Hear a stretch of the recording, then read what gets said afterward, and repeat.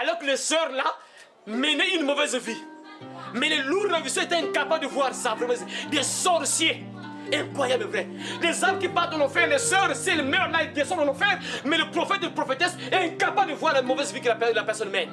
Et voilà pourquoi Dieu dit, malheur à ces pasteurs-là, qui ne voient que des bonnes choses, qui ne voient pas que les sœurs ne sont pas en règle avec Dieu. Les sœurs ne sont pas en règle avec Dieu. Les frères ne sont pas en règle. Au lieu de mettre en règle les sœurs et les frères, non, ils sont là, je vois le voyage, je vois le passeport, oh tu vas voyager. Alors que les sœurs, la sœur, le frère vit très mal, il est loin de Dieu. Mais Dieu la voit, c'est pour des bonnes choses. Alors que la sœur se dirige en enfer, la sœur est prête à partir en enfer, la sœur est prête de tomber en enfer. Le loup ne voit pas ça, mais il voit seulement le voyage, il voit seulement les démons bien sûr, il voit seulement les sorciers. Et quand il voit les sorciers, il est incapable de chasser le sorcier en question. C'est ce qui se passe aujourd'hui, la manipulation. Il voit le danger, il voit l'esprit de mort, mais il est incapable de chasser le démon. Vous avez entendu ça? Dieu dit, ils vont rendre compte à Dieu pour les âmes que Dieu les a données, le troupeau que Dieu les a donné, ils vont rendre compte à Dieu. Ça sera compliqué, ces loups-là, qui sont en train de maltraiter les brebis, qui sont en train de violer les sœurs dans les églises, qui sont en train de ruiner les sœurs. Si vous écoutez ce qu'on vous transmet là, ça sera difficile que le diable vous mette à terre. Ça sera difficile que les sorciers vous fassent ces jouets. Pourquoi? Parce que cette parole, c'est la bonne nourriture qu'on vous donne. Ça vous augmente la foi, ça vous donne l'assurance en Dieu. Et du coup, vous êtes en forme, vous êtes en bonne santé. Mais Dieu voit que les pasteurs ne donnent pas la vraie nourriture aux brebis. Et les brebis n'ont pas la force. Quand le loup vient, le loup le détruit, le loup le détruit, le terrasse, le met à terre. Pourquoi? Parce qu'il est faible. La brebis est faible. La brebis n'a pas la force de repousser le loup. Mais pour les sorciers, c'est normal que les sorciers puissent initier les gens. Tu as des élèves sorciers, donc c'est normal. Mais pour les hommes de Dieu, tu n'as pas besoin des hommes de Dieu. Tu n'as pas besoin de guide. C'est incroyable. Ne t'éloigne pas du berger. Ne t'éloigne pas du berger. Ces gens-là veulent éloigner les gens du berger pour qu'ils subissent des choses terribles. Dans cette souffrance-là, depuis l'enfance. Malade à tout moment, malade à tout moment. Mais pour écouter le prier, il priait. Et le prier, mais pourquoi Dieu ne l'a pas délivré directement sans l'intervention d'un homme de Dieu? Pourquoi Dieu ne l'a pas délivré directement comme ça?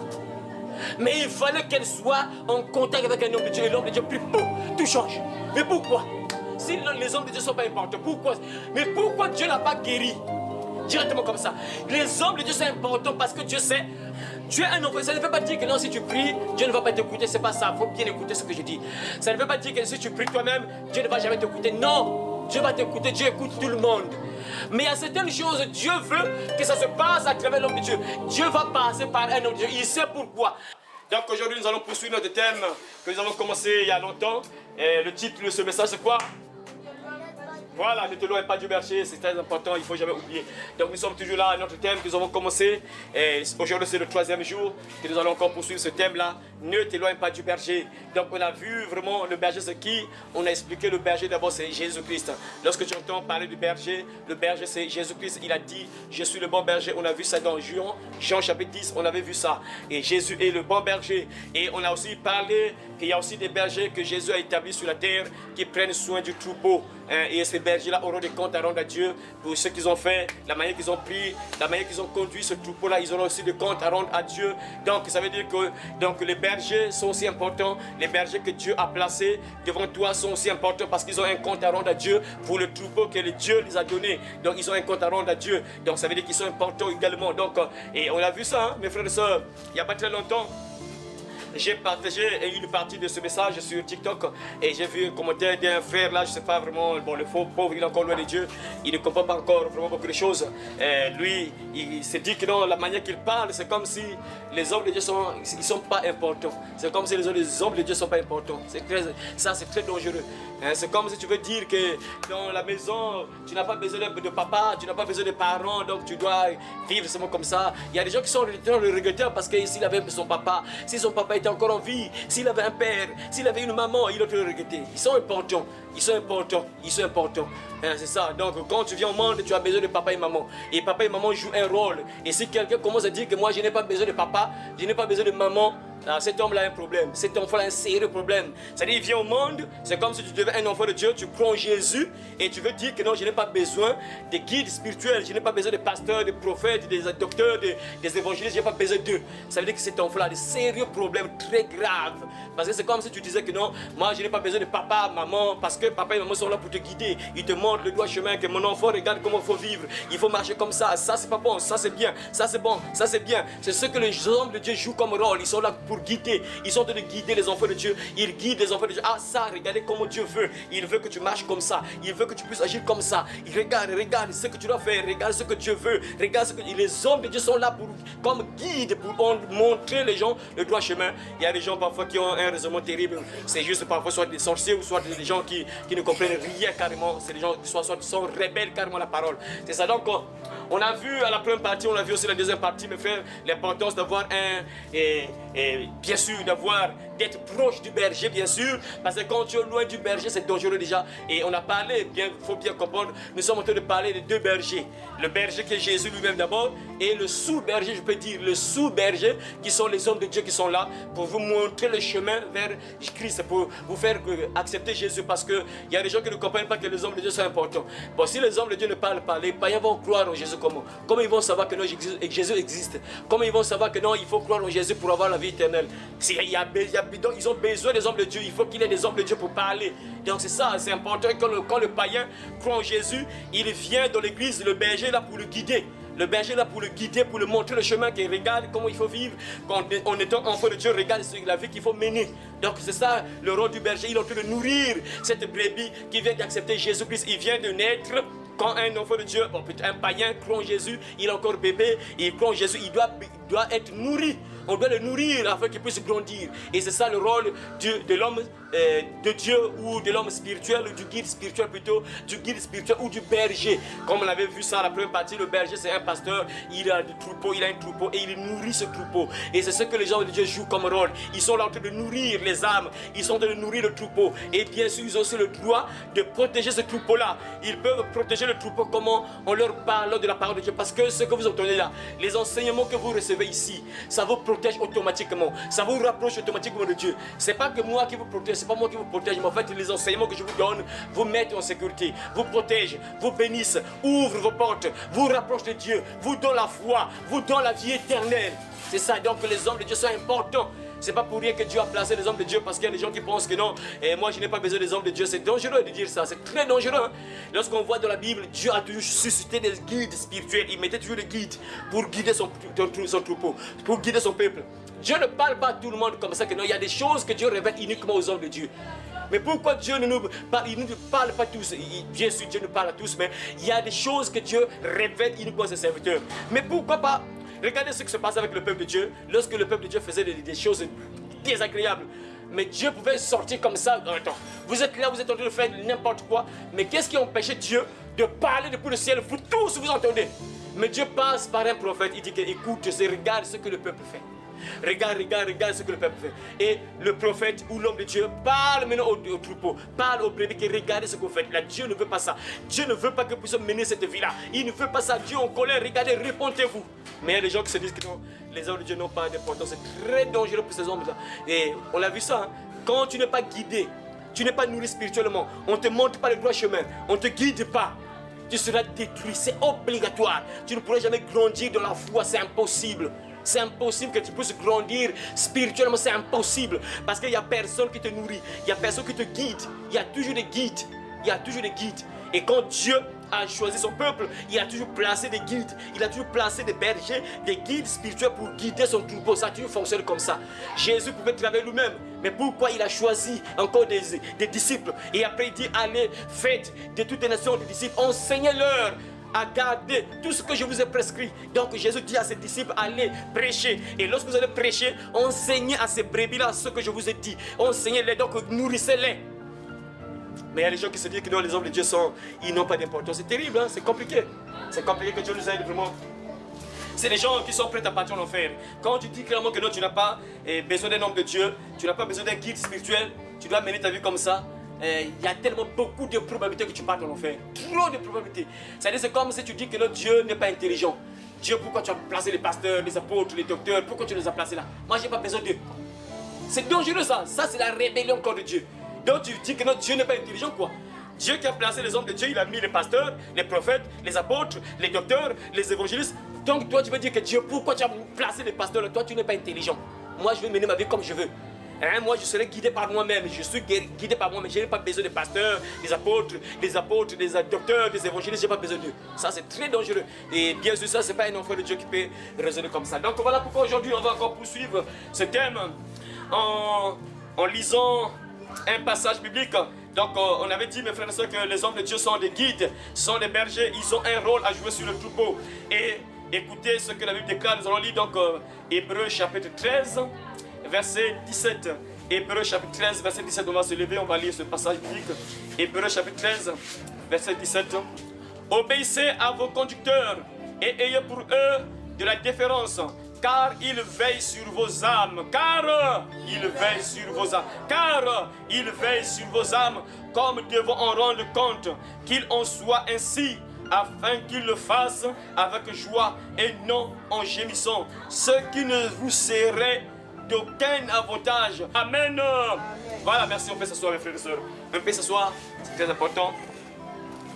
Donc, n'oubliez pas ce thème-là, lorsque nous sommes en train de parler du berger, on parle automatiquement, on parle à la fois du berger qu'on appelle du berger Jésus lui-même et du berger qui sont les hommes de Dieu, qui sont là, qui prennent soin des brebis. Et c'est très important, mes frères. Écoutez ce que la Bible a dit ici. Vous avez entendu ce que la Bible a dit ici. Vous avez entendu, mes frères, vous-même. La Bible dit quoi? Obéissez à vos conducteurs et ayez pour eux de la déférence, de la considération. Ayez pour eux de la considération, du respect. Obéissez à vos conducteurs parce que Dieu les a placés là pour guider, pour vous nourrir, pour vous montrer le droit chemin, pour prendre soin de vous. Et si vous n'obéissez pas à ces conducteurs-là, ça, c'est pas bon. C'est pas bon. La Bible le dit, c'est pas moi qui le dis, mais c'est la Bible qui le dit. Donc, ils ont un rôle à jouer. Les hommes de Dieu ont un rôle à jouer. Ils vous parlent de la part de Dieu. Un homme de Dieu, en fait, c'est un porte-parole de Dieu. Il parle de la part de Dieu. On vous parle de la part de Dieu. Et voilà pourquoi la Bible dit qu'il faut obéir à vos conducteurs. Il faut obéir à ceux qui vous guident, à ceux qui vous dirigent, parce qu'ils ont un rôle à jouer sur vos vies. Mais la Bible dit quoi? Ils veillent sur vos âmes. Ah, tu vas dire, oh, mais comment ils veillent sur nos âmes? La Bible dit, c'est pas moi, vous avez entendu, j'ai lu Hébreux chapitre 13, verset 17. La Bible dit clairement que obéissez à vos conducteurs et ayez pour eux de la différence, de la considération, du respect. Car ils veillent sur vos âmes comme devant en rendre compte, qu'il en soit ainsi, afin qu'ils le fassent avec joie et non en gémissant, ce qui ne vous serait d'aucun avantage. Ça veut dire que lorsque Dieu te donne un troupeau, tu as des comptes à rendre à Dieu pour ce troupeau-là. Si tu as mal nourri ce troupeau-là, si tu n'as pas pris soin de ce troupeau-là, ces hommes de Dieu qui négligent le peuple de Dieu, qui ne veulent pas prêcher la parole, pour prendre soin du troupeau. Prendre soin du troupeau comment? Ça veut dire quoi? Comment ça? Prendre soin du troupeau, est-ce que je dois vous laver? Ah, c'est terrible ce qui se passe aujourd'hui. Hein? J'ai vu une vidéo des lourds ravisseurs en pleine église. Il y a deux cuvettes comme ça, deux grosses cuvettes avec l'eau à l'intérieur. Et les sœurs arrivent, le pasteur les lave comme ça. Et ils enlèvent les vêtements dans le temple, dans l'église. Le pasteur les lave, c'est incroyable. C'est compliqué. C'est pas prendre soin, c'est pas la manière là de prendre soin de vous, c'est pas comme ça. On prend soin de vous en vous transmettant la parole. Regardez, il y a des gens parfois qui négligent. Ce qu'on vous transmet là, lorsque je vous prêche là, ce que je vous déclare, je vous dis là, je vous transmets là. Si ton cœur est disposé, ça te donne la foi, ça t'ouvre même tes portes, ça te protège, ça te guérit, ça te délivre. Je prends soin de vous en vous transmettant cette parole. Dieu m'explique que je transmets cette parole-là. Parle de ci, parle de ceci, parle de ceci. Et lorsque je veux transmettre cela, et si vous comprenez, si vous prenez en considération ce que vous transmettez là, automatiquement votre vie change. Beaucoup de choses changent dans vos vies. Parce que ce qu'on vous dit là, ça vous rapproche directement du bon berger Jésus-Christ. Si vous écoutez ce que l'homme de Dieu vous prêche là, ça vous rapproche automatiquement de Jésus. Et du coup, Jésus prend soin de vous. Et du coup, beaucoup de choses vont changer dans vos vies si vous écoutez ce qu'on vous transmet. Voilà pourquoi Jésus dit que obéissez à vos conducteurs. Ils vous disent beaucoup de choses. Qu'écoute, Dieu ne veut pas que tu mènes cette vie-là. Dieu ne veut pas que tu vives comme ça. Dieu ne veut pas que tu puisses pratiquer cette vie que tu mènes là. Dieu ne veut pas ça. Les hommes de Dieu vous parlent. Mais bien sûr, les gens sont en colère contre les hommes de Dieu. Moi, je veux mener ma vie comme je veux. Je mène ma vie comme je veux. Ah non, que je puisse abandonner ça, ça n'a pas de sens. Non, je refuse. Quand tu désobéis à ce qu'on te dit là, ce que les hommes de Dieu te transmettent, tu désobéis automatiquement à qui? Dieu. À Dieu. C'est automatiquement à Dieu. Ah Seigneur. Regardez mes frères et sœurs. Ah, que Dieu vous aide vraiment. Regardez. Il faut comprendre. Ce qu'on vous transmet, écoutez, obéissez, pratiquez. Ce qu'on vous transmet, le berger est là pour vous. Il prend soin de vous. Il prend soin de vous comment? En vous transmettant la parole. Et si vous ne comprenez pas ce que le berger vous dit, vous transmet là, vous ne comprenez pas, vous ne voulez pas pratiquer cela. C'est-à-dire vous refusez directement ce que Dieu vous dit. Donc vous vous opposez directement à Dieu. Vous êtes en rébellion contre Dieu. Et si vous êtes en rébellion contre Dieu, c'est fini. Hein? C'est fini. Rien ne va changer dans vos vies. Rien ne va marcher dans vos vies. Le bon berger, c'est Jésus-Christ, bien sûr. Mais l'homme de Dieu est là, il vous transmet la parole, donc il vous rapproche de Jésus. Il vous montre le chemin. Il vous parle de la part de Jésus. Il vous parle de la part de Dieu. Que regardez ce que Dieu veut. Regardez ce que Dieu veut. Regarde la vie que tu dois mener. Et si vous ne considérez pas ces bergers-là qui vous parlent, c'est Jésus que vous rejetez. Hein? C'est Jésus-Christ que vous rejetez automatiquement. Regardez, vous connaissez un peu l'histoire de... bon, c'est sûr que vous ne vous rappelez pas de Moïse. Regardez ce qui s'est passé avec Moïse. Lorsque, regardez, ça n'a pas de sens, regardez un peu. Moïse, c'était un guide. Moïse, c'était le prophète, il guidait le peuple de Dieu. Et après, il y a eu un moment où même sa propre sœur, Myriam, va commencer à mal parler de Moïse. Myriam, la propre sœur de Moïse, commence à mal parler de Moïse. Dieu a frappé Myriam de lèpre. Sa propre sœur parle mal de Moïse. Attends, mais Moïse c'est juste une personne, c'est juste une personne. Myriam commence à mal parler de son propre frère Moïse. Mais oh, c'était un homme de Dieu, un guide, un berger. Elle a parlé mal de Moïse, Dieu l'a frappé de lèpre. C'est bizarre. Ça veut dire que lorsqu'on attaque un homme de Dieu, on attaque directement Dieu. Donc si tu n'écoutes pas le berger qui est là, l'homme de Dieu qui te transmet la parole, tu n'écoutes pas. Donc tu es automatiquement en rébellion contre Dieu. Dieu a même enterré vivant Corée, Abiram et Dathan. Il les a enterrés vivants. La terre s'est ouverte, ils sont entrés sous terre. Dieu a fermé le ciel, le sol, mes frères. Ils sont morts. Pourquoi? Parce qu'ils ont juste mal parlé de Dieu et de Moïse. Ça veut dire que les hommes de Dieu qu'on place, ils sont importants. En fait, ça c'est pour dire quoi, qu'ils sont importants. Ils sont des... mais je ne sais pas comment les gens ne comprennent pas. Ce sont des représentants de Dieu, des porte-parole de Dieu, des ambassadeurs, des ministres. Donc ils vous parlent de la part de Dieu. Et si vous n'écoutez pas ce que les hommes de Dieu vous disent là, si vous n'écoutez pas ce que les hommes de Dieu vous transmettent là, ça veut dire que vous êtes automatiquement en rébellion contre Dieu. Et allez, c'est fini, mon frère, ma soeur. Vous allez voir, parfois, il y a des gens, parfois, ils sont là, rien ne marche dans leur vie. Pourquoi? Parce qu'ils ne considèrent pas ce que les hommes de Dieu leur disent là.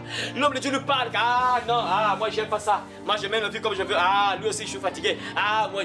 C'est automatiquement Dieu que tu rejettes. Tu as dû rejeter automatiquement la parole de Dieu. Et ça veut dire que c'est fini pour toi. Les hommes de Dieu vous parlent de la part de Dieu. Donc écoutez ce que les hommes de Dieu vous parlent. Parce qu'ils veillent sur vos âmes. Lorsqu'ils vous prêchent la parole là, regardez. Comment on veille sur vos âmes? Comment l'homme de Dieu veille sur vos âmes? Regardez, un véritable homme de Dieu, un véritable serviteur de Dieu. Regardez, parce que vous ne comprenez pas un peu comment on veille sur vos âmes. C'est vrai que lorsqu'on prie pour vous, ça vous protège aussi, ça vous sécurise aussi, c'est vrai, c'est important. Mais regardez comment les hommes de Dieu veillent sur vos âmes. Regardez. Regardez, l'homme de Dieu, par exemple, Dieu lui inspire, comme Dieu nous a inspirés.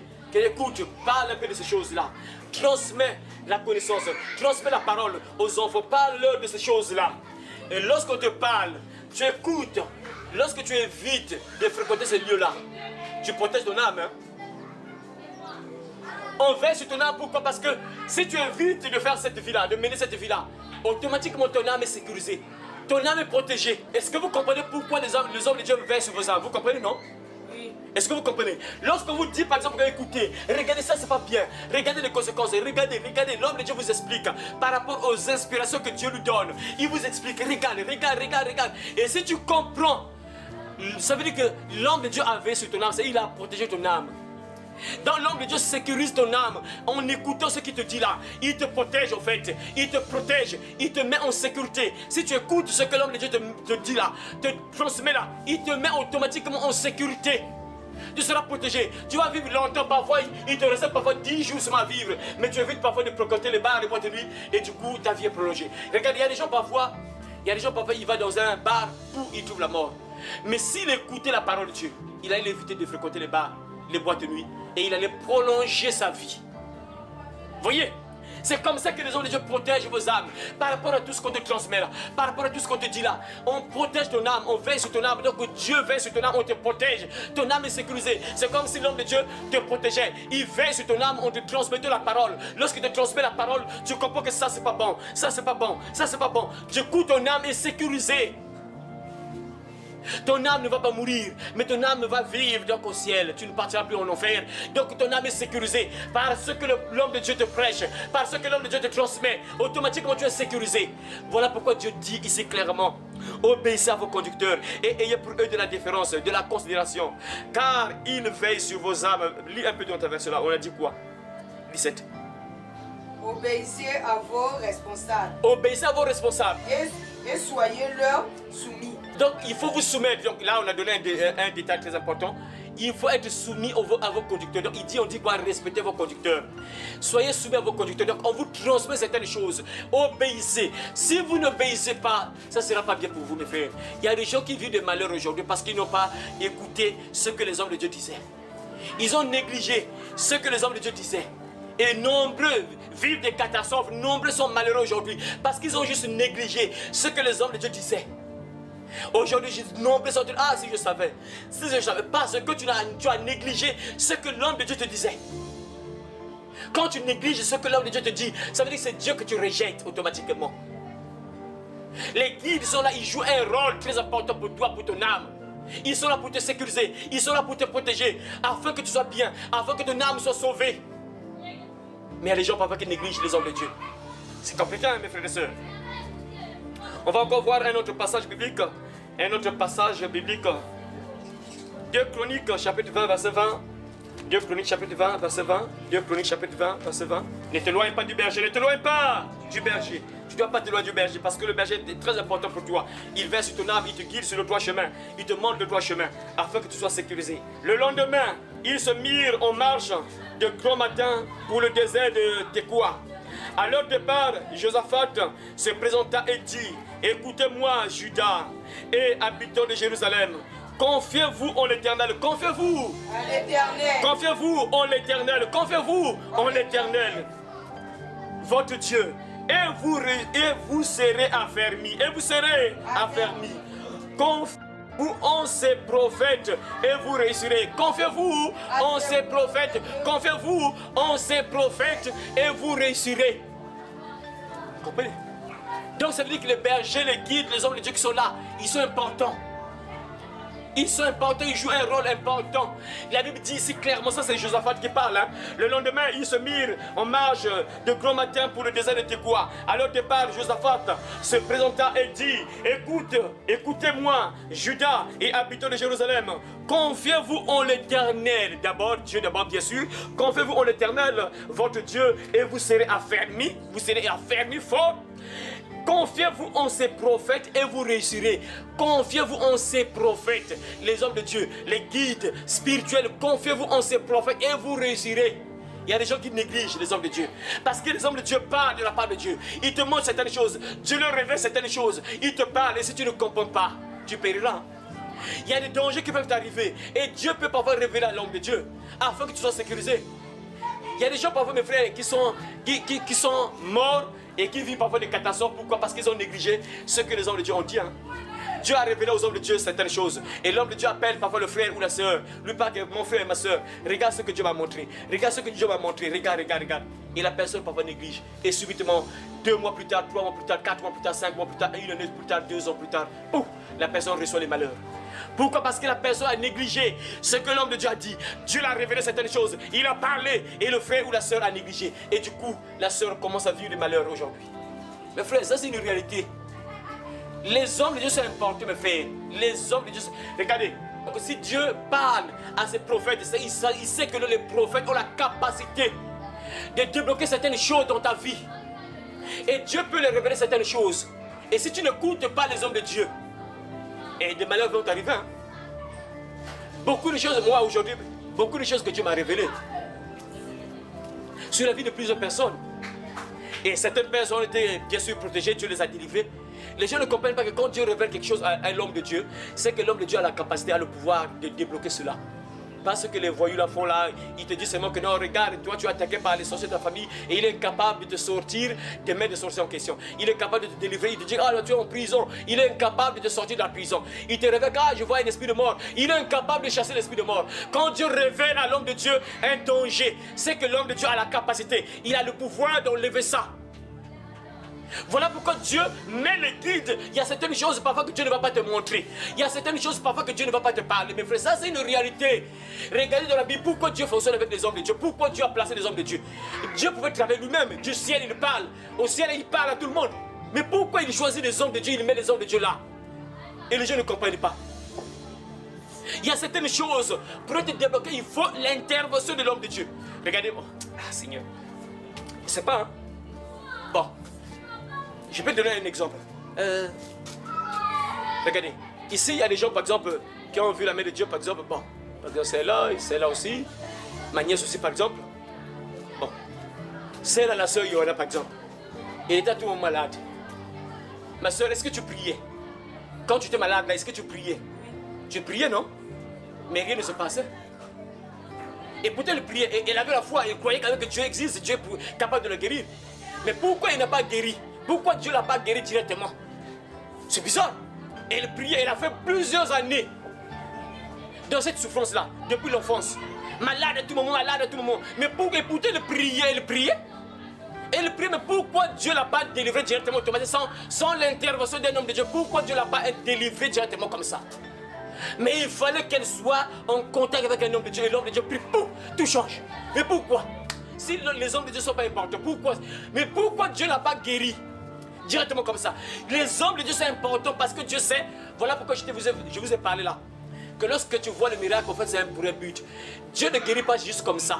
Lorsque Dieu te guide, lorsque Dieu te guérit par l'intervention de l'homme de Dieu, bien sûr, par l'intervention de l'homme de Dieu, Dieu te guérit, te délivre par l'intervention de l'homme de Dieu, parce qu'il sait que l'homme de Dieu qui t'a délivré, en fait, Dieu qui t'a délivré à travers l'homme de Dieu, Dieu sait que non, l'homme de Dieu là, va commencer à nourrir cette brebis-là, va commencer à protéger, à guider cette brebis-là, à nourrir cette brebis, afin que cette brebis aille au ciel. Le but c'est ça. En réalité c'est ça. Quand l'homme de Dieu fait un miracle dans ta vie, tu as vu le miracle dans ta vie, Dieu t'a guéri, Dieu t'a délivré. Il y a des gens parfois qui pensent que là, les hommes de Dieu ne sont pas importants. Moi je peux mener ma vie comme je veux, je vis comme je veux, tout ça. Les hommes de Dieu sont importants. Il y a certaines choses. Il faut l'intervention de l'homme de Dieu.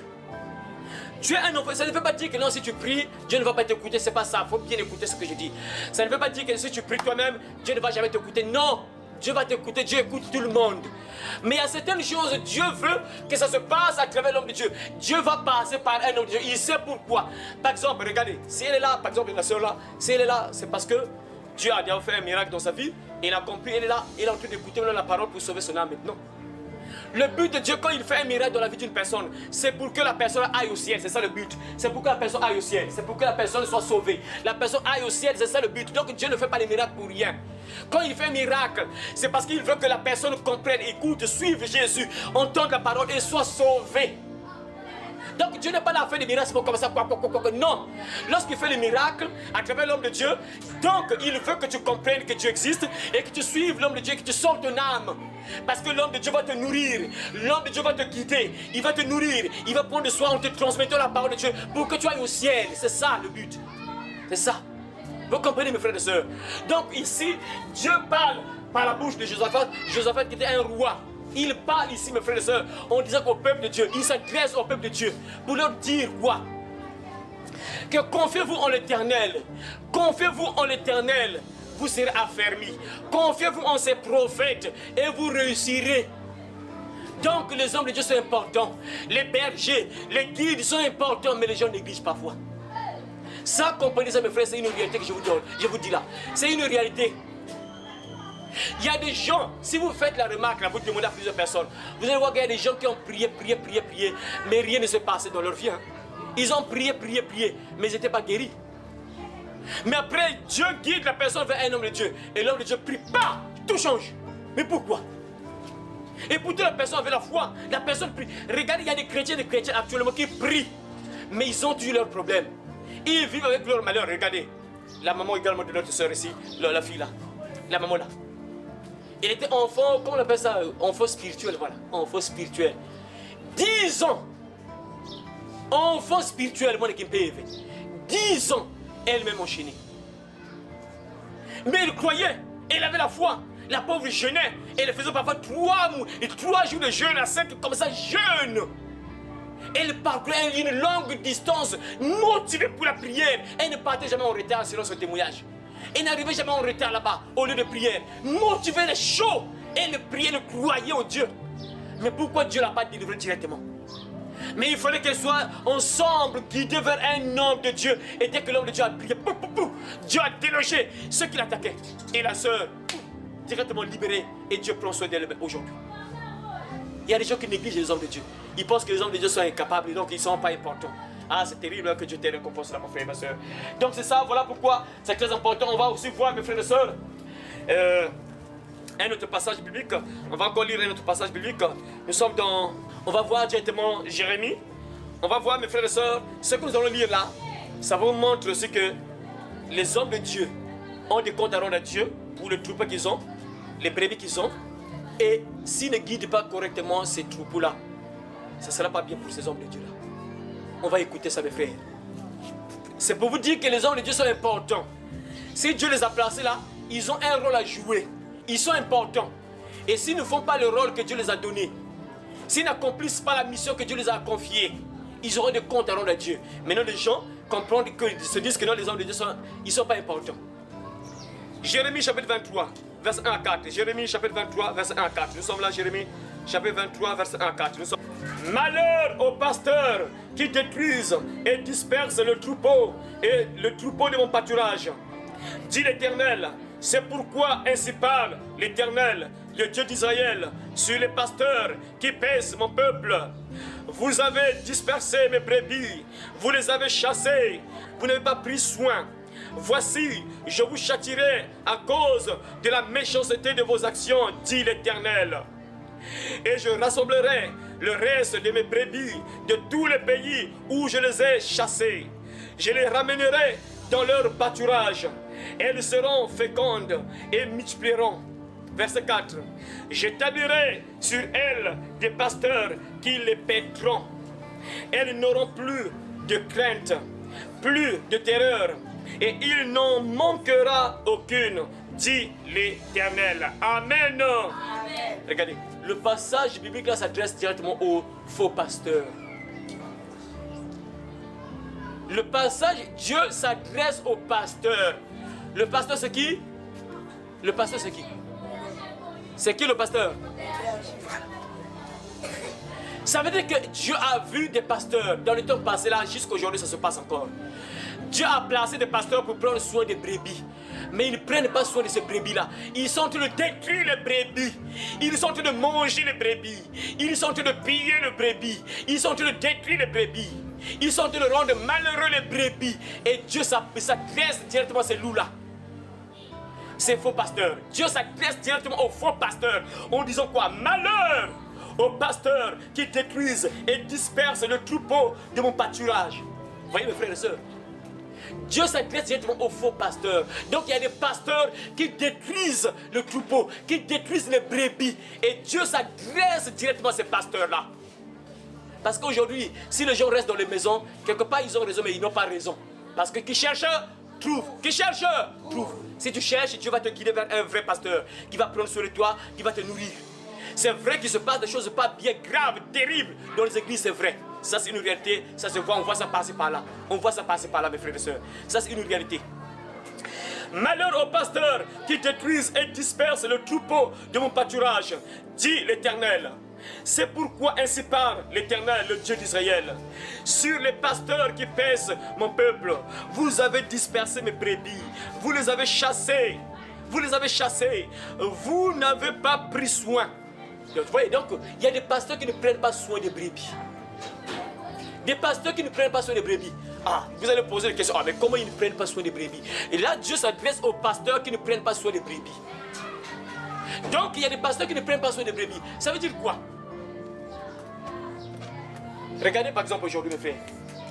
Prendre soin de la brebis, ça veut dire quoi? C'est faire que la brebis soit en bonne santé. La brebis pour être en bonne santé, il faut quoi et quoi? Il faut quoi? Manger. Il faut quoi? Manger. Il faut quoi? Manger. Mais quel genre de nourriture? La parole. La parole, oui, mais une bonne nourriture. Tu peux manger même du poison, on peut te donner du poison et tu meurs. La brebis pour être bonne en santé, une personne, si on voit une personne maigre là, on va se poser directement la question, ah, on dit que la personne souffre, la personne ne mange pas. Si on voit la personne maigrir, la première intention, on se dit que, ah, peut-être que, déjà, la brebis est sûrement malade, la personne est malade, ou peut-être la personne ne mange pas, la personne ne vit pas bien, la personne vit de malheur, la personne ne vit pas bien, la personne ne mange pas. Voilà pourquoi on voit la personne maigrir. Si la personne est maigrie, c'est que la personne ne mange pas. C'est ça. Lorsqu'on voit une brebis qui est malade, qui a maigri, qui est maigre, on se dit que ah, la brebis là sûrement ne mange pas, ou soit la brebis est malade. Et le rôle du pasteur, c'est prendre soin de la brebis. Ah, suivez très bien mes frères sur cette place-là. Suivez très bien cette partie-là. Dieu s'adresse au berger, au pasteur. Le pasteur, c'est le berger. En disant malheur. Malheur veut dire malédiction. Maudit soit. Malheur, donc maudit soit. Il dit malheur, donc maudit soit les pasteurs qui ne prennent pas soin des brebis. Parce que les brebis sont malades. Dieu voit depuis le ciel, il voit que les brebis sont malades. Et Dieu parle à ses prophètes. Vous voyez, les gens que non, les pasteurs ne sont pas importants, les hommes de Dieu ne sont pas importants. Vraiment, il y a des gens qui sont envoûtés, vraiment qui ne comprennent, soit ils ne comprennent rien, ils ne comprennent rien, soit ici le fils du diable, soit sorcier, sorcière, pour dire que non, les hommes de Dieu ne sont pas importants. Moi, je peux mener ma vie, je n'ai pas besoin de Dieu, j'ai besoin de seulement du Saint-Esprit. Vraiment, c'est incroyable. Mais toi, pour recevoir le Saint-Esprit, il faut que tu crois en Jésus. Si tu ne crois pas en Jésus, tu ne peux pas recevoir le Saint-Esprit. Et toi, pour recevoir le Saint-Esprit, il faut que l'homme de Dieu te parle, qu'il y a Jésus qui existe. Même dans la Bible, Paul a même croisé les gens. Paul leur parle, est-ce que vous avez reçu le Saint-Esprit? Et les gens, là, ont dit, oh, mais on n'a même pas entendu parler de cet esprit. Paul leur pose la question. C'est entre Paul et Pierre, mais je connais Paul, des gens qui croient en Dieu, hein, des gens qui croient en Dieu. Paul leur parle, est-ce que vous avez reçu le Saint-Esprit? Et ces gens-là qui croient en Dieu, des enfants de Dieu, on peut dire entre guillemets des enfants de Dieu, ils répondent en disant quoi? Oh, on n'a pas entendu parler qu'il y a un Saint-Esprit. Et Paul va leur poser la question. De quel baptême avez-vous reçu? Été baptisé? De quel baptême avez-vous été baptisé? Ils répondent du baptême de Jean. Et Paul les a baptisés au nom de Jésus. Après, ils ont reçu le Saint-Esprit. Donc ces gens-là ne savaient même pas que le Saint-Esprit existe. Mais s'il n'y a pas d'homme de Dieu qui parle, si les hommes de Dieu ne parlent pas, les gens sauront que le Saint-Esprit existe comment? Si les hommes de Dieu ne parlent pas, les gens sauront comment que Jésus-Christ est mort pour eux. Si les hommes de Dieu ne sont pas importants, ils ne doivent pas parler. Ça, c'est des sorciers. Quand tu entends comme ça, les gens qui disent que non, moi, je n'ai pas besoin des hommes de Dieu. Moi, je mène ma vie comme je veux. Je lis la Bible à la maison, je reste à la maison. Ça, c'est très dangereux. Tu ne dois pas raisonner comme ça. Regardez mes frères. Même moi, je regarde parfois les hommes de Dieu. Sur Internet, je regarde les gens de Dieu prêcher. Je les suis, je les regarde, je les suis. J'écoute ce qu'ils disent. Je regarde dans la Bible, oui, c'est la parole, oui. J'accepte, ah oui, ça c'est bon. Il y a certaines choses parfois que Dieu va me révéler à travers l'homme de Dieu parfois. Il y a certaines choses que je peux découvrir à travers l'homme de Dieu. Je vois que oui, ce que tu dis, oui, c'est la parole. Oh oui, oui, c'est juste. Oui, c'est ça, oui, c'est ça. Mais là, quelqu'un qui va dire que non, moi, je n'ai pas besoin des hommes de Dieu. Moi, c'est juste le Saint-Esprit. Vraiment, c'est incroyable, vrai quoi. Mais toi, pour recevoir le Saint-Esprit, là, il faut que l'homme de Dieu te prêche. On doit te prêcher qu'il faut te repentir. Les gens ont entendu Jean, Pierre prêcher. Et ils ont posé la question à Pierre. Oh, mon frère, que ferons-nous? Et Pierre va leur répondre. Repentez-vous et que chacun de vous soit baptisé au nom de Jésus pour le pardon de vos péchés et vous recevrez le don du Saint-Esprit. Maintenant, tu n'as pas besoin des hommes de Dieu qui te parlent. Maintenant, tu vas recevoir le Saint-Esprit comment?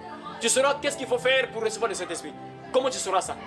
C'est incroyable. Vous voyez, ça c'est des gens qui sont des sorciers, qui sont là pour affaiblir les gens, hein, baisser la foi des gens, pour que les gens ne croient pas et qu'ils périssent. Les guides spirituels sont importants. C'est vraiment incroyable. Ça c'est des sorciers, des raisonnements des sorciers. Même des sorciers, ils ont besoin des gens qui vont les initier. Mais après, donc, maintenant en Christ, moi j'ai pas besoin des hommes de Dieu. Moi j'ai juste besoin de Saint-Esprit. Vraiment c'est incroyable, ça c'est des sorciers.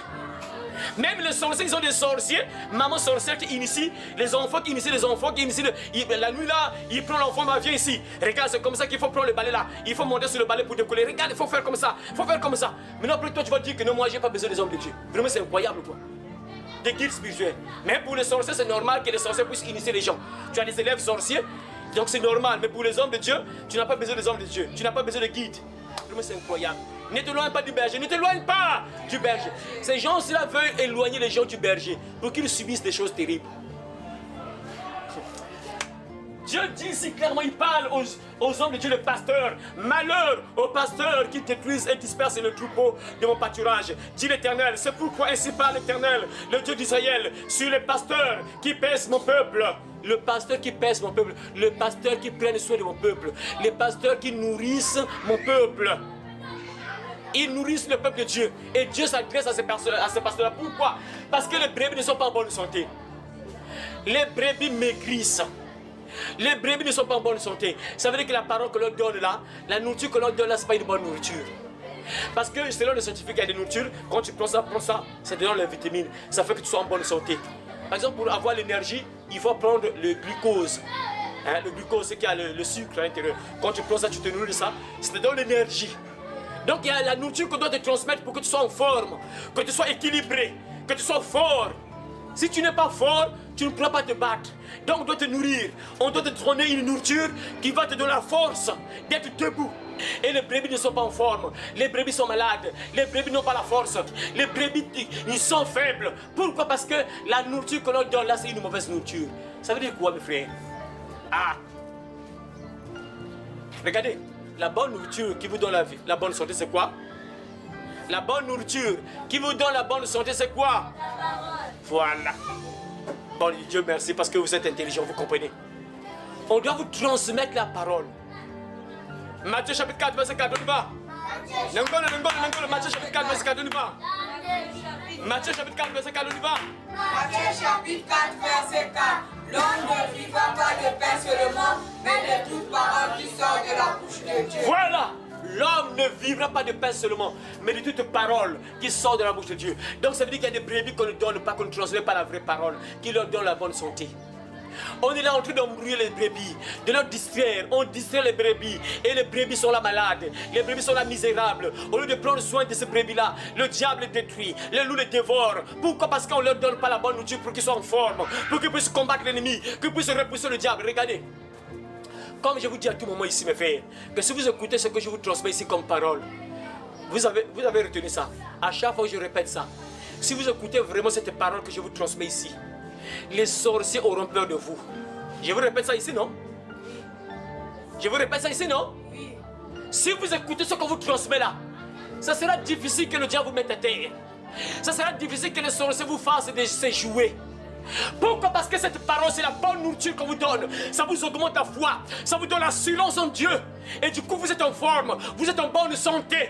Mais Dieu voit que les pasteurs ne donnent pas la vraie nourriture aux brebis. Et les brebis n'ont pas la force. Quand le loup vient, le loup le détruit, le loup le détruit, le terrasse, le met à terre. Pourquoi? Parce qu'il est faible. La brebis est faible. La brebis n'a pas la force de repousser le loup. David était un véritable enfant de Dieu. David a tué le lion et l'ours parce que Dieu était avec lui. Parce que Dieu était avec lui. Et c'est ça, lorsqu'on te transmet la parole qu'on te transmet, que le pasteur, le berger te transmet, ça te rapproche de Dieu, ça te donne la foi, ça te donne la force, ça te donne la capacité de repousser le diable, de repousser les sorciers. Quand tu pries, ta prière devient puissante et ça chasse les démons. Mais non, sauf que Dieu remarque que les pasteurs ne donnent pas la vraie parole qui donne la bonne santé aux brebis. Aujourd'hui, les sœurs sont misérables. Pourquoi? Parce qu'on ne leur donne pas la vraie nourriture. On ne leur dit pas que ma sœur, regarde, si tu n'as pas un mari, regarde, tu as 40 ans, tu n'es pas encore mariée. Ma sœur, mais c'est normal parce que tu vis dans l'impudicité. Maintenant, comment veux-tu que Dieu te donne un homme? Regarde, les hommes que tu as là ne sont pas tes hommes. On ne t'est pas marié. Maintenant, comment veux-tu que Dieu te donne un mari qui va te marier? Mais ce n'est pas possible. Tu es déjà occupé. C'est ça le rôle des hommes de Dieu. Ils doivent transmettre cette bonne parole pour dire que ma soeur, regarde, la vie que tu mets là, c'est pas une bonne vie. Voilà pourquoi tu souffres. Regarde, abandonne ça, mène telle vie. Tu verras ce que Dieu fera dans ta vie. Mais les pasteurs, les loups, ne font pas ça. Ils laissent les sœurs là misérables. Ah Seigneur, moi regarde, j'ai pas d'enfant. Ça fait 10 ans, je suis là, misérable, je cherche un homme, je cherche des enfants, mais j'ai pas d'enfant. Mais Parfois la sœur a assassiné le bébé. Et le pasteur qui est censé dire à la sœur, ah ma sœur, peut-être que tu as assassiné le bébé. Tu dois te repentir sincèrement. Le pasteur ne le fait pas. Et la sœur est misérable, la brebis est misérable, maigre. La brebis faiblit. Pourquoi? Parce qu'on ne l'a pas transmis la bonne nourriture, on ne l'a pas donné la bonne nourriture. Ce qu'on vous donne ici, mes frères et sœurs, si vous écoutez ça, ça vous mettra en sécurité. Ça vous donne automatiquement la bonne santé spirituelle. Ça vous met en sécurité, mes frères et sœurs. Regardez. Un exemple simple. Regardez la sœur là, par exemple. La sœur là, notre sœur, derrière là, la sœur Lorette, la sœur Johanna. Tu vois, dans le temps passé, même moi-même, je suis un témoin. Je ne veux pas dire de ça. Le diable manipulait n'importe comment parce qu'on était dans le péché. Mais lorsqu'on a mis notre vie en ordre, le diable a fui. Vrai ou faux, ma soeur? La soeur est attaquée à tout le monde, des rêves bien, des cauchemars, mais là, la soeur dort tranquillement. Et parfois, lorsque l'ennemi vient l'attaquer, c'est elle qui terrasse l'ennemi, monte sur l'ennemi, qui combat, tue même l'ennemi. Parce qu'on a transmis la parole, la foi. Et là maintenant la foi, on a pris soin d'elle, on l'a nourrie, elle est en forme. Et quand le sorcier arrive, elle est capable de combattre le sorcier, même si l'homme de Dieu n'est pas là. Parce qu'on a donné la bonne nourriture. Et ça, elle me raconte un peu le rêve parfois qu'il fait là. Et une sœur sorcière vient l'attaquer là, elle sort la sœur, il était presque tué même la sorcière. Vous voyez, parce que c'est ça, elle a la foi, on l'a nourrie, on a transmis la parole, et elle a la foi maintenant, elle est debout. Et Dieu s'adresse à ce loup qui ne donne pas la foi aux brebis, qui ne donne pas la bonne nourriture aux brebis afin que la brebis se défende toute seule. Parce qu'il y a des combats où l'homme de Dieu ne sera pas là, ne sera dans ta maison. Mais si on t'a bien nourri, on t'a transmis la bonne nourriture, la bonne parole, même dans ta maison tu combats, tu repousses les attaques. Parce qu'on t'a enseigné, on t'a transmis la parole, on t'a transmis la foi. Et tu es maintenant fort, même chez toi tu peux te défendre contre l'ennemi.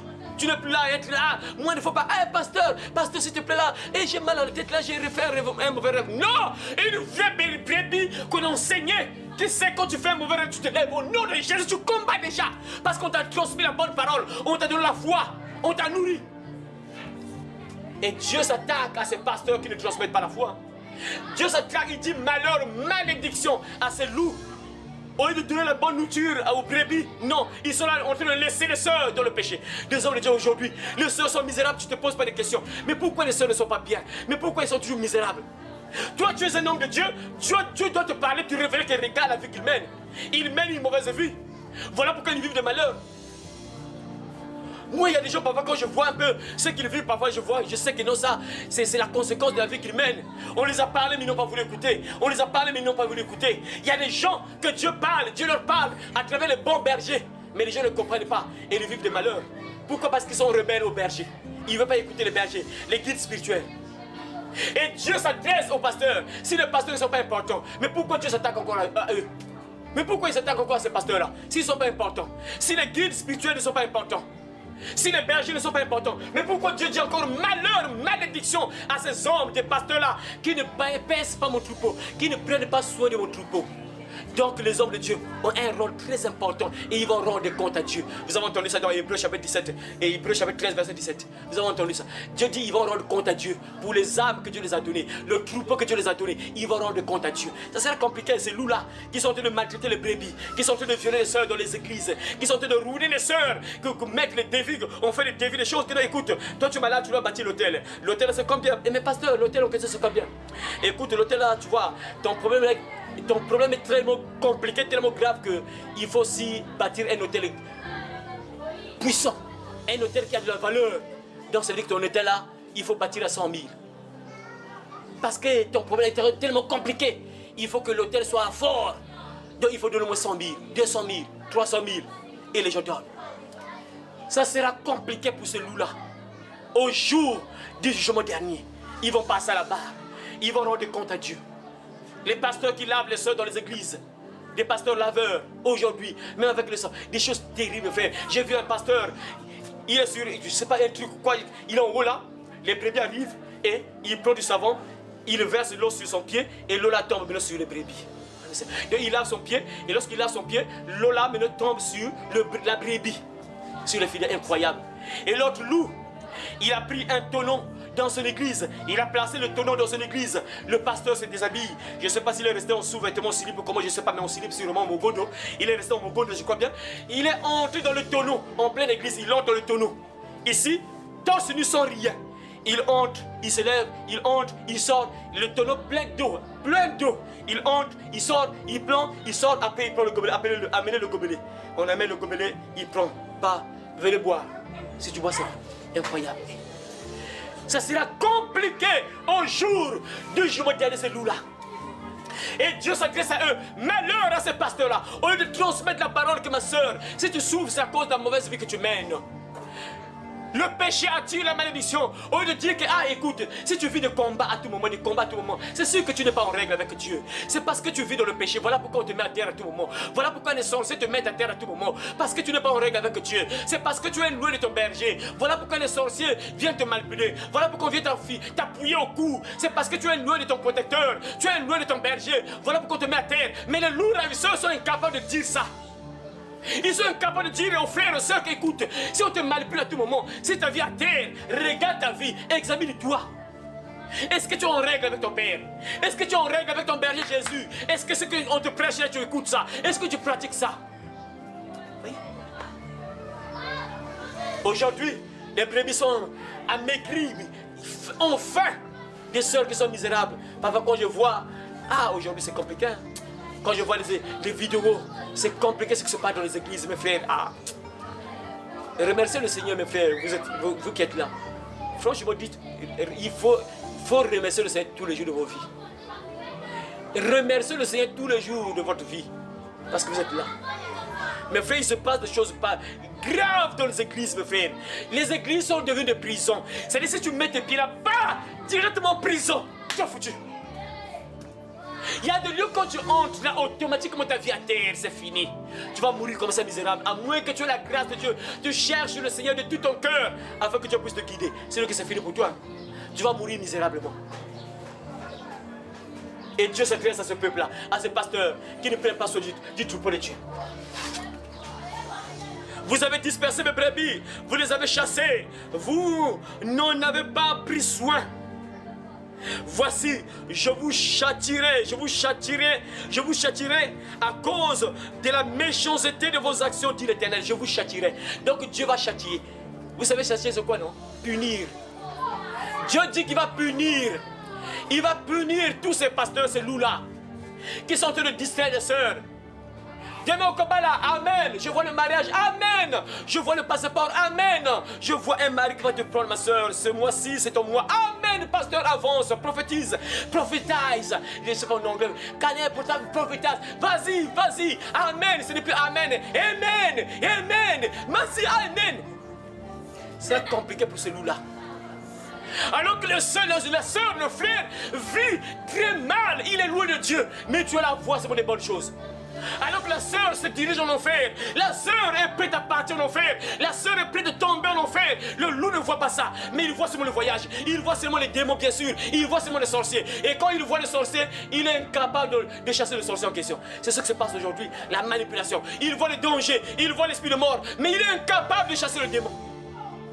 Des loups ravisseurs, ça sera compliqué. Dieu dit qu'il va les punir. Ils seront punis, ces loups ravisseurs qui sont là en train de distraire la sœur. Au lieu de dire à la sœur que la sœur, tu n'es pas marié, c'est parce que tu forniques avec les garçons. Tu n'es pas marié parce que tu as des garçons que tu massacres. Voilà pourquoi tu ne forniques. Voilà pourquoi tu n'es pas marié. Si tu ne mets pas au monde parce que tu as assassiné les bébés, ma sœur, regarde la vie que tu as menée. Mais le loup ne dit pas ça, il ne voit pas ça. Il voit seulement des bonnes choses. Je vois le passeport, amen. Je vois le voyage, amen. Je vois un homme, amen. Des loups, ça sera compliqué pour ce pasteur. La Bible dit qu'ils seront traités. Ça sera compliqué. Mes frères, vous êtes bien. La Bible dit que pour les hommes de Dieu, leur jugement sera sévère, sans pitié. Parce qu'eux, ils connaissent la vérité. Au lieu de dire la vérité, sois plutôt tranquille, libre. En fait, c'est normal parce que ce sont des loups. Parce que le loup travaille pour le diable. Il n'est pas là pour ton bien. Lui, il est pour lui. C'est un fils du diable. Il va partir en enfer. Il est là pour te distraire. Mais un enfant de Dieu, un véritable, il sait que un jour moi aussi Dieu va me juger. Moi je préfère sauver mon âme. Ma soeur, regarde, Dieu dit, faut pas vivre dans le vol. Tu es en train de voler les gens, c'est pas bien ma soeur. Dieu dit, il faut pas voler. Toi, à tout moment tu incites les gens. Dieu interdit ça, c'est pas bien. Dieu interdit ça. Dis pour toi la vérité, sauve ton âme. Dieu réserve une punition pour ces loups ravisseurs qui ne disent pas la vérité aux sœurs, aux frères. Les gens qui mènent une mauvaise vie, c'est bizarre. Ma soeur, Yohana, quand tu partais dans les églises Bizenga là par exemple, quand tu partais dans le lieu de prière là, est-ce qu'il y a une chose... Bon, ça c'est une expérience, on fait l'expérience. On fait l'expérience. Tout de suite là maintenant, on fait l'expérience. Lesquels qui sont partis dans le Bizenga ici? Kizinga. Tu es parti consulter une personne à Kizinga. Voilà, ma soeur. Et bon, toi tu es trop petite là, tu comprends rien. Est-ce que toi... Non, voilà. 2 personnes, proprement les 2 sœurs là. Les 2 sœurs là. Ma soeur Yohana par exemple. Tu es parti dans un Kizinga, un lieu de prière, hein, qu'on appelle Kizinga, donc un lieu de prière, là on guérit les gens. Est-ce qu'il y a eu un moment, je sais que beaucoup de fois que tu es parti dans les Bizinga, ça fait des années peut-être, tu es parti dans le lieu des prières, là qu'on appelle Bizinga, là on traite les gens spirituellement avec des tisanes, quoi, on prophétise, tout ça. Est-ce qu'on t'avait déjà prophétisé les péchés que tu commettais déjà? Est-ce que tu as eu la chance quand même qu'on puisse te prophétiser le péché que tu faisais à tout moment, la vie que tu menais, la mauvaise vie que tu menais? Est-ce que tu as eu la grâce? Moi je dis la grâce. Est-ce que tu as eu quand même la grâce qu'on puisse te prophétiser? Ah ma soeur, regarde la vie que tu mènes là, c'est pas bon, abandonne ça, c'est une mauvaise vie. Est-ce que tu as eu quand même la grâce qu'on puisse te prophétiser ça? Aucune fois. Voyez? C'est incroyable, frère. Hein? Aucune fois. Alors qu'elle était là dans le Bizinga, elle passe là où il y avait des prophétesses. Comme aujourd'hui, il y a même des prophètes aussi. Des prophètes aussi, c'est ça. Avec des hommes, non? Donc les prophètes et prophétesses. Mais jamais on a vu la vie qu'elle menait. Hein? Personne n'a vu, aucun prophète, aucune prophétesse a vu la vie qu'elle menait. Alors que la sœur menait une mauvaise vie. Mais les prophétesses là et les prophètes n'ont jamais vu qu'à la sœur. Regarde le péché que tu commets à tout moment, Dieu n'est pas content. La vie que tu mets là, c'est pas bon. Dieu ne fait pas ça. Mais rien, aucune fois. Plusieurs années. Hein. Il était plusieurs années dans les Bizinga là où se trouvent les prophètes et les prophétesses. Mais aucune fois, on a prophétisé la mauvaise vie qu'elle menait. Ma soeur Laurette peut-être, est-ce que toi tu as eu quand même la grâce qu'on puisse te prophétiser? Ah ma soeur, regarde la mauvaise vie que tu mènes, Dieu ne veut pas ça, il est en colère contre toi. Est-ce qu'on t'a prophétisé? Rien, aucune fois, incroyable mais vrai. Alors que les sœurs là menaient une mauvaise vie. Mais les lourds ravisseurs étaient incapables de voir ça, vraiment, des sorciers. Incroyable vrai. Les âmes qui partent en enfer, les sœurs, si elles meurent là, elles descendent en enfer. Mais le prophète et la prophétesse est incapable de voir la mauvaise vie que la personne mène. Et voilà pourquoi Dieu dit, malheur à ces pasteurs là. Qui ne voient que des bonnes choses, qui ne voient pas que les sœurs ne sont pas en règle avec Dieu. Les sœurs ne sont pas en règle avec Dieu, les frères ne sont pas en règle. Au lieu de mettre en règle les sœurs et les frères, non, ils sont là, je vois le voyage, je vois le passeport, oh tu vas voyager, oh je vois des bonnes choses, ou soit des malheurs. Eux c'est comme ça, soit ils vont te prophétiser des malheurs pour que tu sois esclave d'eux, que tu restes attaché à eux, parce qu'ils vont te protéger. Mais jamais ils vont te guérir, hein. Jamais ils vont te délivrer. Tu vas vivre les mêmes malheurs. Ils vont juste te prophétiser des malheurs, jamais de bonnes choses, jamais de le péché. Que regarde, si on t'attaque, si les sorciers te mettent à terre, c'est parce que tu mènes une mauvaise vie. Abandonne ça, mais jamais. Incroyable vrai. Aujourd'hui, on voit presque toutes les sœurs et les frères. Ils vivent dans un péché qui conduit tout le monde en enfer. Mais il n'y a aucun prophète qui voit ça. Aujourd'hui, par exemple, le péché, le meilleur péché, qui va envoyer plusieurs personnes en enfer, que les prophètes ne voient jamais. C'est le péché de quoi? C'est quel péché? L'impudicité. Aucun prophète ne voit ça. Alors que le Dieu en colère comme ça, il dit que toutes ces personnes qui mènent cette vie-là vont descendre en prison, en enfer. L'impudicité, ils vivent avec les frères, les sœurs sans être mariés. Ils forniquent avec les garçons, avec les filles sans être mariés. Mais bizarrement, ces lourds ravisseurs sont incapables de voir ce péché-là que les sœurs vont descendre en enfer. Ils sont incapables de parler. Incroyable vrai, des sorciers. Voyez? Ils laissent les sœurs le faire comme ça. Et voilà pourquoi Dieu s'adresse à ces pasteurs-là. Ça sera compliqué, ils seront punis. Il y a des pasteurs, vous voyez, parfois qui meurent, une mort bizarre, accident, pas. Parfois c'est la punition de Dieu. Parfois Dieu l'a châtié. Il y a des hommes de Dieu, moi je vois des vidéos, hein, des morts bizarres. Des hommes de Dieu qui meurent mystiquement bizarres, une mort bizarre. D'autres, parfois c'est le châtiment de Dieu. Parce que Dieu les a donné un troupeau, au lieu de prendre soin du troupeau, non, ils sont là à dire des bêtises, à distraire les gens. Ils sont là. Je vois un numéro de téléphone. Le numéro là, c'est pour qui? 05 515, c'est pour qui? Ah, c'est moi prophète. Ah, Dieu, ah, c'est moi prophète. Des sorciers. Je vois dans ton porte-monnaie, il y a un billet de 5000 là. Oui, c'est vrai, c'est moi. Je vois, il y a une soeur ici, ma soeur là, je te vois. Tu as un sous-vêtement rose. Oui, c'est vrai, oui, c'est pasteur, oui, c'est vrai. de loups, des sorciers qui vont descendre en enfer. Ils sont là, ils préparent les gens pour partir en enfer. Vous voyez des gens comme ça. Et Dieu dit qu'ils seront châtiés, ils seront punis.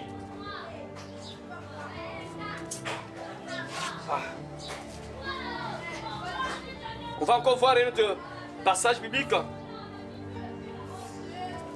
On va encore voir un autre passage biblique. On va terminer par ce passage biblique. On va voir Ézéchiel chapitre 34, verset 1 à 10. On va voir un peu ça. Ézéchiel chapitre 34, verset 1 à 10. La parole de l'Éternel me fut adressée en ces mots. Fils de l'homme, prophétise contre les pasteurs d'Israël. Ah. Prophétise contre qui? Contre qui? Les pasteurs d'Israël. Là, lorsque je suis en train de parler là, Dieu parle à travers moi à tous les hommes de Dieu. Des lourds ravisseurs qui vont suivre cette vidéo là. Tu sais que non, tu ne prends pas soin des brebis du Seigneur. On t'a établi là pour prendre soin du troupeau qu'on t'a donné. Au lieu de dire la vérité, mais tu ne veux pas dire la vérité parce que l'argent va partir. Aujourd'hui, ce qui se passe, les hommes de Dieu sont incapables de dire la vérité parce qu'ils savent, s'ils disent la vérité, les sœurs, les frères vont vider l'église, ils vont fuir. C'est mieux de dire la vérité, sauver 2 âmes, 3 âmes et toi-même être sauvé, que de caresser les gens, que tout le monde aille en enfer et toi-même en enfer. C'est dangereux ça. C'est mieux de dire la vérité. Jésus n'a pas caressé. Hein. Jésus a déclaré des paroles dures lorsque les gens ont entendu ça. Ah, cette parole est dure. Qui peut l'écouter? Ils ont fui, ils ont abandonné Jésus. Ils sont restés seulement 12. Jésus pose la question à Pierre. Pierre, mais toi si tu ne vas pas, tu ne quittes pas. Mais à qui irons-nous? Ils sont restés 12. Tout le monde est parti. Jésus ne caressait pas. Il parlait. Et ce qu'il disait, c'était une parole dure. Dès qu'ils ont entendu, ils ont fui, ils ont laissé Jésus tout seul avec les 12 disciples. Et les hommes de Dieu sont là. Jésus même Jésus, il a dit la vérité. Et tout le monde l'a abandonné. Il est resté avec 12 personnes. Et les hommes de Dieu sont incapables de dire la vérité. Ils veulent garder la foule parce que si tu as 1000 brebis, mais écoute, imaginez que 1000 brebis. 1000 brebis, imagine un peu qu'une brebis donne, par exemple, prenons le cas, une brebis donne seulement 200 seulement. Prenons seulement 200 francs seulement. Une brebis, 200 francs seulement. Multiplié par 1000 brebis. Ça donne combien, ma soeur, qui est encore à la caisse là-bas? Ma soeur, ça donne combien? Ça donne 200 000, un seul culte, 200 000. Imaginez, par exemple, là on prie, à la fin tu as 200 000. Le pasteur ne peut pas perdre 200 000. Imaginez un culte comme ça. Tu prêches, à la fin tu as 200 000. Imaginez une brebis donne 200. Tu as 1000 brebis. Et à la fin on donne 200. Donc tu sors avec 200 000. Le pasteur calcule 200 000. Je sais qu'à tout moment, quand j'ai un culte là, lorsqu'on fait l'offrande là, à la caisse là, j'ai au moins 400 000, 500 000. Mais si je commence à prêcher la vérité, quand je calcule là, je vois les sœurs avec les cheveux du diable. Si je commence à parler avec les cheveux du diable, là, je vois ici toutes les sœurs ont les cheveux du diable. Bon, si j'attaque sur les cheveux du diable, or que l'église est pleine à cause des sœurs. Si j'attaque sur les cheveux du diable là, toutes les sœurs, quand je vois, le pasteur commence à compter là. Et les sœurs, recensement, on a combien de sœurs ici dans l'église alors qu'il a des calculs là? Il y a combien de sœurs? 900 sœurs. Combien d'hommes? 100. Total 1000. Calcule donc 900 sœurs. Si j'attaque les cheveux du diable, or que toutes les sœurs ont des cheveux du diable, toutes les sœurs serrent les fesses, elles viennent au sexy. Si j'attaque ça, mais toutes les sœurs vont partir, mais je vais perdre donc les 200 000 par jour là, c'est compliqué. Non. Bon, demain au combat là, amen. C'est ça. Et Dieu dit, malheur à ces pasteurs, ça va être compliqué pour eux. La parole de l'Éternel me fut adressée en ces mots. Fils de l'homme, prophétise contre les pasteurs d'Israël. Prophétise et dis-leur, parle-leur. Les gens qui pensent que les hommes de Dieu là sont là pour l'amusement. Ils sont importants et ils auront des comptes à rendre à Dieu. Vous pensez que c'est pour rien que Dieu les menace?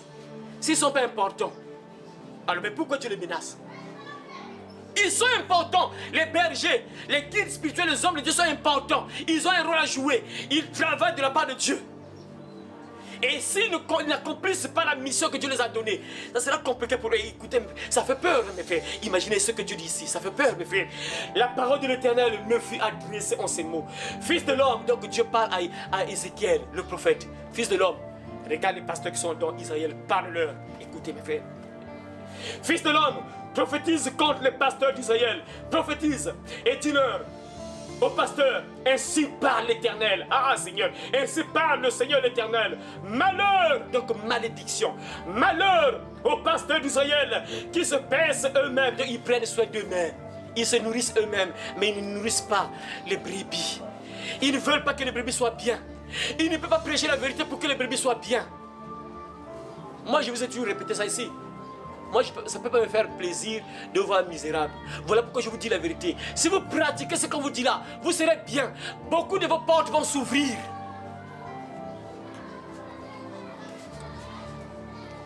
Ainsi parle le Seigneur, l'Éternel. Malheur aux pasteurs d'Israël qui se paissent eux-mêmes. Les pasteurs ne devaient-ils pas perdre le troupeau? Les pasteurs ne devaient pas prendre soin du troupeau? Dieu dit ça. Ah Seigneur. Vous avez mangé la graisse. Vous vous êtes vêtus avec la laine. Vous avez tué ce qui était gras. Vous n'avez point fait paître les brebis. Vous avez tué ce qui était gras.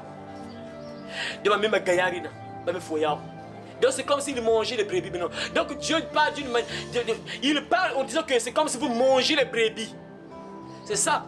Parce que si vous ne nourrissez pas les brebis, c'est comme si vous les détruisez, vous les tuez. Quand un pasteur ne nourrit pas les brebis, parce que vous, pour être en bonne santé, il faut qu'on vous transmette la bonne parole, la vérité. Et si vous recevez cette vérité-là, vous serez en bonne santé, vous serez bien dans la vie physique et spirituellement également.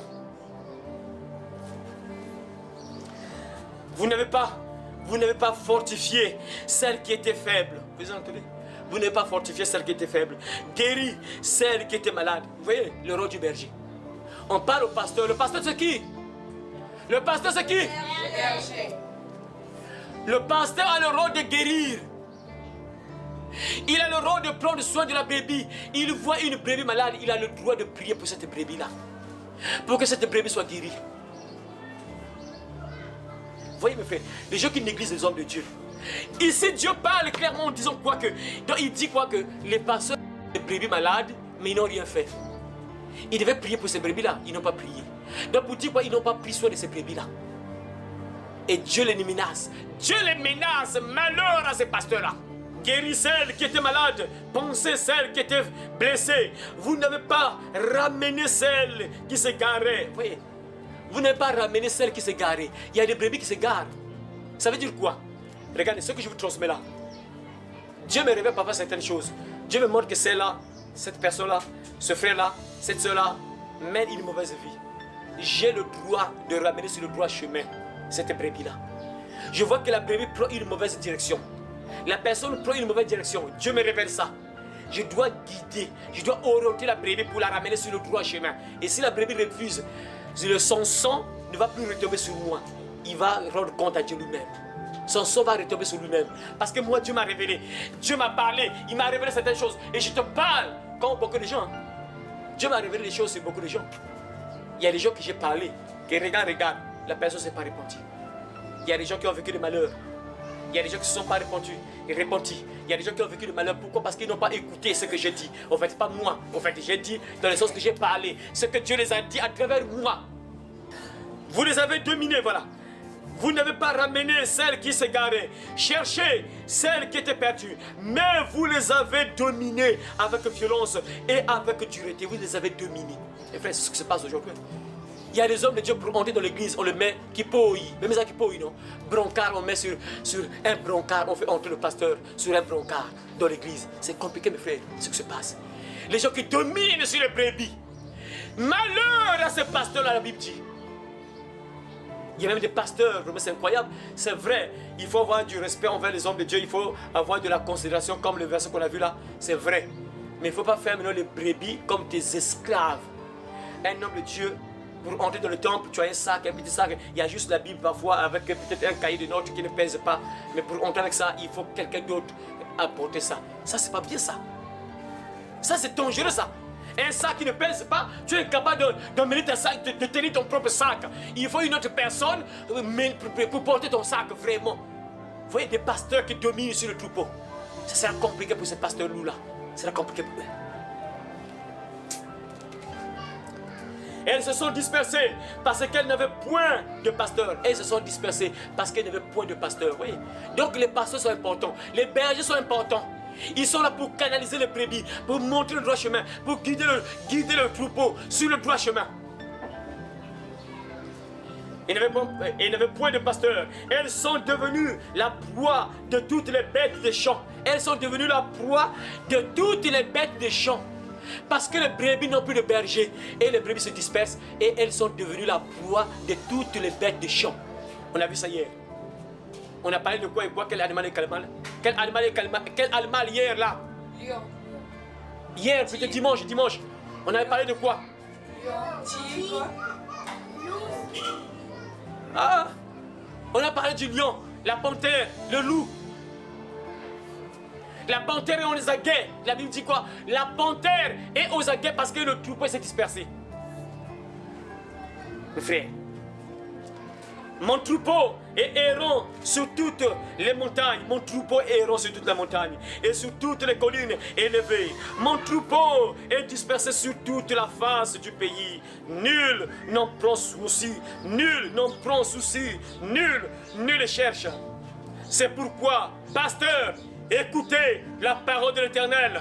Je suis vivant, dit le Seigneur, l'Éternel, parce que mes brebis sont au pillage et qu'elles sont devenues la proie de toutes les bêtes des champs, faute de pasteurs, parce que mes pasteurs ne prenaient aucun souci de mes brebis, qu'ils se paissaient eux-mêmes et ne faisaient point paître mes brebis. À cause de cela, pasteur, écoutez la parole de l'Éternel. Ainsi parle le Seigneur l'Éternel. Voici, j'en veux au pasteur. Voici, j'en veux au pasteur. Je prendrai mes brebis dans leurs mains. Je ne les laisserai plus paître mes brebis. Et ils ne se paîtront plus eux-mêmes. Ah, mes frères et sœurs, ça c'est pas bon. Hein? Je délivrerai mes brebis de leur bouche. Et elles ne seront plus pour eux une proie. Ce qui est bien, c'est une bonne nouvelle, mes frères. Dieu promet de délivrer ses brebis entre les mains de ces loups ravisseurs. Ces loups ravisseurs qui détruisent les brebis aujourd'hui. Ces loups ravisseurs qui détiennent les brebis en prison dans les églises. Il y a des sœurs, des frères en Christ qui sont des brebis, mais qui sont captives dans les églises des loups. Ils sont là entre les mains des loups ravisseurs. Mais Dieu merci parce que Dieu a donné une promesse. Il va sortir ces brebis des griffes de ces pasteurs loups. Ça, c'est la bonne nouvelle. Et c'est dangereux pour ces loups ravisseurs qui ne prennent pas soin des brebis. Dieu les menace. Dieu dit, j'en veux au pasteur. Ça, c'est pas bon. Là, en fait, mes frères, ça veut dire quoi? C'était des vrais pasteurs, mais ils sont égarés. Il s'agit de vrais pasteurs. Ils croyaient vraiment en Dieu, mais après ces 2 temps, ils commencent à faire des choses pas bien. Voilà pourquoi, mon frère, tu dois être attaché au Seigneur jusqu'à la fin. Là, Dieu s'adresse aux pasteurs qui se sont égarés. Ils ont bien commencé, après ça a commencé à mal terminer. Et Dieu commence à les menacer. Dieu commence à les menacer parce qu'ils maltraitaient le peuple de Dieu. Ils ne guident pas le troupeau. Ils ne prennent pas soin du troupeau. Ils ne nourrissent pas le troupeau. Ils ne donnent pas la bonne nourriture qui va donner une bonne santé aux brebis. Ils disent des bêtises, des choses inutiles, une mauvaise nourriture. La nourriture qui ne donne pas la bonne santé. La nourriture qui ne donne pas la foi, la force à la brebis. Voilà pourquoi, mon frère et ma soeur, ne t'éloigne pas du berger qui est Jésus lui-même. Et des hommes de Dieu qui prennent soin de toi, qui te nourrissent, qui te montrent le droit chemin. Tu ne dois jamais t'écarter. Que Dieu t'aide à comprendre cela, mon frère. Et que Dieu bénisse sa parole au nom de Jésus. Amen. Amen. À toute la création. Celui qui croira et qui sera baptisé sera sauvé, mais celui qui ne croira pas sera condamné. Cette bonne nouvelle du royaume sera prêchée dans le monde entier pour servir de témoignage à toutes les nations. Alors viendra la fin. Heureux celui qui lit, et ceux qui entendent les paroles de la prophétie, et qui gardent les choses qui y sont écrites, car le temps est proche. Ces paroles sont certaines et véritables. Et le Seigneur, le Dieu des esprits des prophètes, a envoyé son ange pour montrer à ses serviteurs les choses qui doivent arriver bientôt. Et voici, je viens bientôt, et ma rétribution est avec moi pour rendre à chacun selon ce qu'est son œuvre. Moi, Jésus, j'ai envoyé mon ange pour vous attester ces choses dans les églises.